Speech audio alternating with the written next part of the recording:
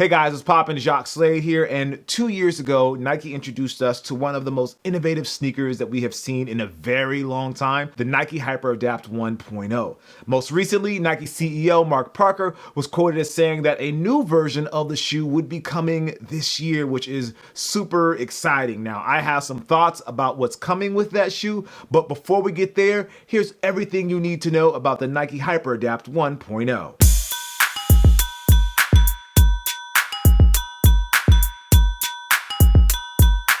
So this is the Nike Hyperadapt 1.0. This is the original launch colorway, the black one. This is the one that they use for all of the advertisements.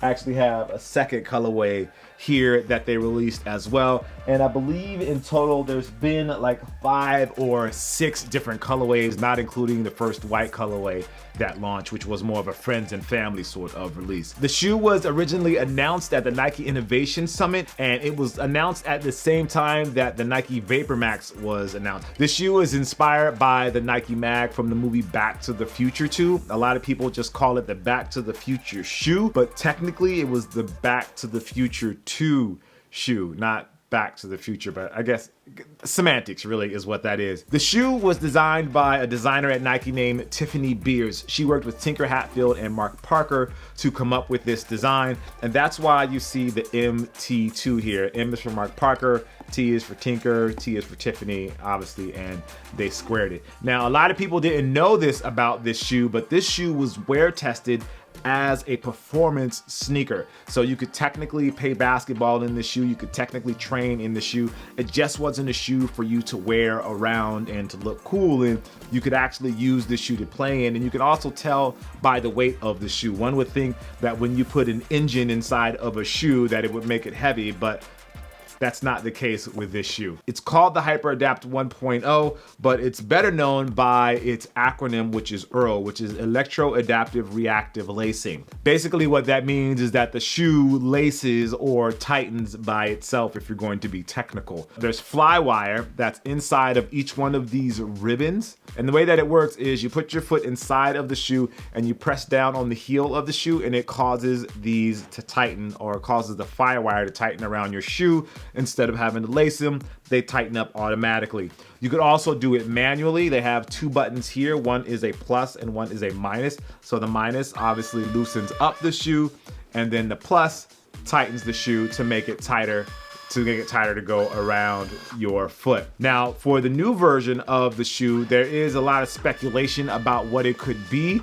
but from everything that we've heard, we kind of feel like it's going to be a basketball shoe, especially with some of the advertising that Nike is doing around the launch of the shoe. We're assuming that it's going to be a basketball version, but again, we don't know that. This, again, was rated for basketball. It was built on a basketball last, which allows you to play basketball in this shoe. Not that I've seen anybody actually do it, but technically you could. Now, some of the key features about the shoe obviously was the auto lacing, but something else that was almost a little bit ahead of its time was the fact that you could wireless charge these shoes. You charge them for about 2 hours and they would last you for 2 to 3 weeks.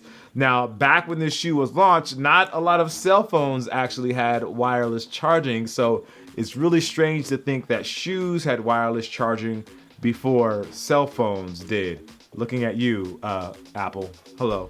Now, something else about the shoe is obviously the whole engine of the shoe is housed in this block right here, and the block actually lights up when you hit the buttons, the plus or the minus button.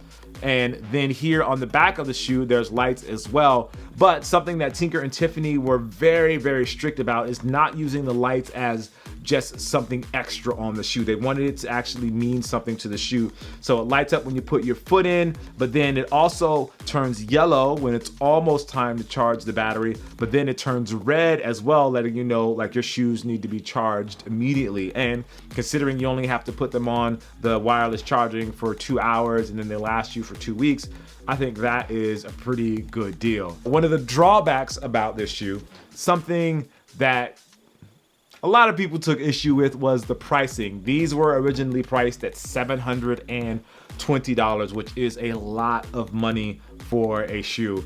Even with the cool things that are happening with the shoe, the self-lacing aspect, $720 is a lot of money to spend. However, Something that they've talked about with the Hyperadapt 2.0 is that shoe will cost $350. So it's dropped in price considerably, even though $350 is still a lot of money for a shoe. But when you think about what you're getting, I kind of feel like that $350 isn't as bad as it could be if it was just a quote unquote normal sneaker. My personal thoughts are, I'm really excited to see what the Hyperadapt 2.0 is going to bring.